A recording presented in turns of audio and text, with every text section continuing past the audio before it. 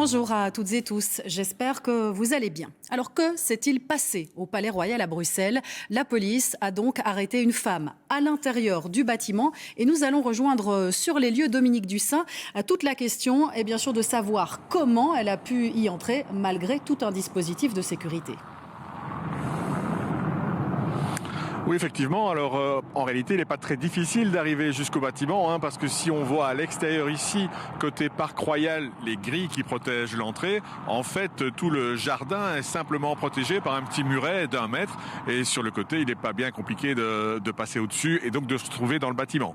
La question suivante est de savoir comment elle est rentrée dans le bâtiment. Peut-être une fenêtre était-elle ouverte ou une porte. On sait qu'il y a des travaux actuellement en cours dans ce Palais Royal. Mais là, on n'en sait pas plus, nous, pour le moment. Le Palais Royal, lui, a communiqué ce midi le fait qu'il a découvert la façon dont cette dame est entrée et que désormais ce ne serait plus possible, ce qui est plutôt une bonne nouvelle. Alors effectivement, la police a interpellé dans la nuit de mercredi à jeudi une dame hispanophone de 46 ans qui était, semble-t-il, dans une chambre, sur un lit. Elle n'avait pas toute sa raison, elle a été interpellée et très vite les policiers ont décidé de l'envoyer dans un hôpital pour suivre des examens.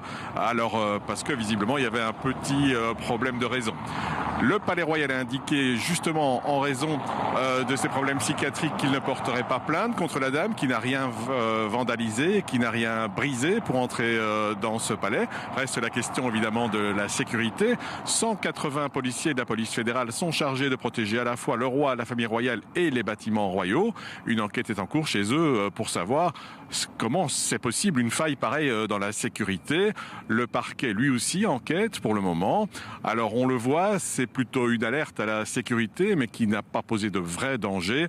On est loin de l'histoire à Buckingham Palace en 1982, où un homme avait non seulement réussi à rentrer dans le Palais Royal, mais aussi dans la chambre de la reine, alors que la reine était dans son lit. Celle-ci avait simplement demandé à l'homme de quitter la chambre, ce qu'il avait fait. Mais là, on était quand même une taille au-dessus dans les problèmes de sécurité. Effectivement, merci Dominique pour ces informations plutôt rassurantes.